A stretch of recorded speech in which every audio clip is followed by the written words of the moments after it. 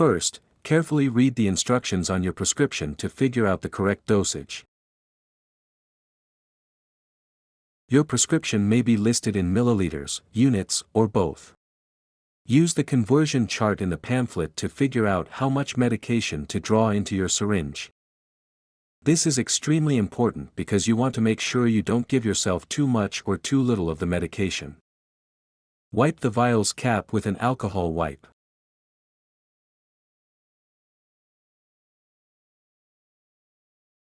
Take the cap off the needle.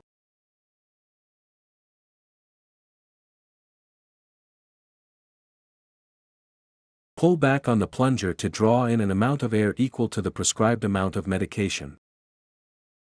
Then, insert the needle into the vial of medication and turn the vial upside down. Push the air into the vial, then carefully pull on the plunger to draw the medication into the syringe. Now you're ready for your injection.